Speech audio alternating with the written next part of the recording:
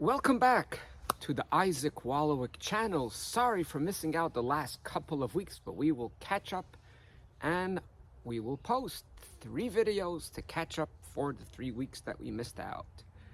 I promised you a few weeks ago that I would share with you a story that was very personal to me. And this happened, I believe, on Sunday morning, July 14th, 2002. I do remember it was a Sunday morning. And I came into the synagogue at 8 a.m. and everything looked very strange. All the members were very serious and sad. And I looked around, and to be honest, I was scared to ask.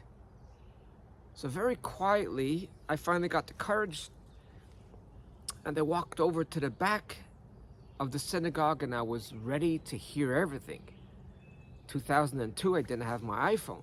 I don't even believe there was iPhones where you see the news flowing in.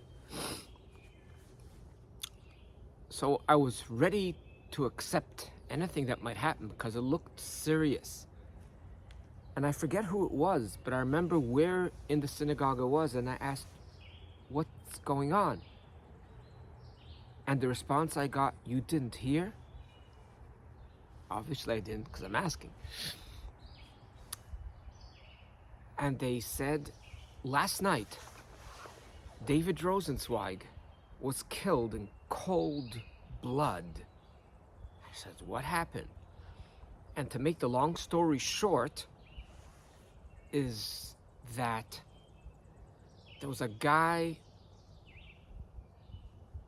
last night asked for some drugs, and people took him for a ride. They sent him to one place that there was never there anyone to sell the drugs. To make the long story short, he got angry, and as far as I could remember, and if you know the story with the details, please share it in the comments, because this is, as I remember it, from almost 23 years ago. I should as well maybe put an article or two in the description so you can have more details. And at the same time while this was going on, one of his children, I believe, had a flat tire very nearby to this whole story, which is Bathurst and Lawrence. And he calls up his father. He has a flat tire, there's something wrong with the car, and his father comes out to help him.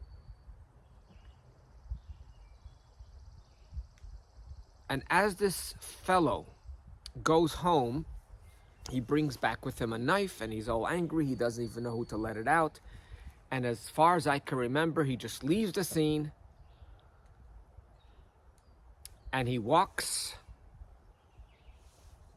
towards the end of the block, and there is sitting there a father trying to fix his son's flat tire,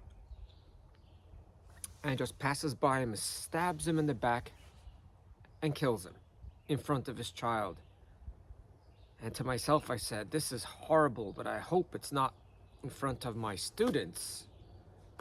My student, one of his children were my student a few years beforehand.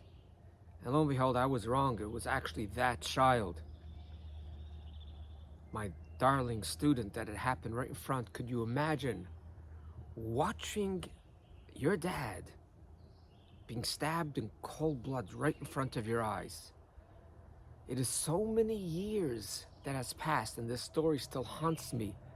I always go into the child's heart, to the child's brain, and I can't imagine, even though it's already 23 years later, when you see a story like that, I don't believe time can heal, and if it does heal, my love and compassion is still for that entire family. What a wonderful family they are. Regardless, the purpose of this story is not to tell you so much about the murder case that happened, but rather to share with you what happened afterwards. They caught this fellow, and this is the part till today I'm still astonished, and this fits in so well into the series. He pleaded guilty for second-degree murder. I was sitting there in the court case. in the court room, in the courthouse at Finch and Dufferin.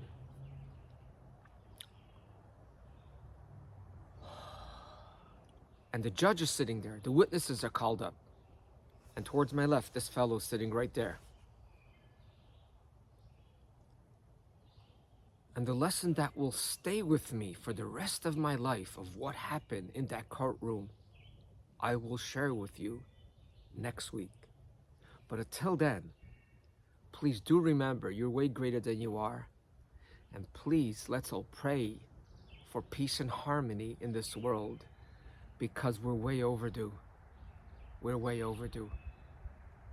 We, as the members of planet Earth, deserve only good, only joy, only life and tranquility. And join any force or all forces that promote life, not any ideology which is against life, but only love and unity. May it happen quickly in our days. All the best.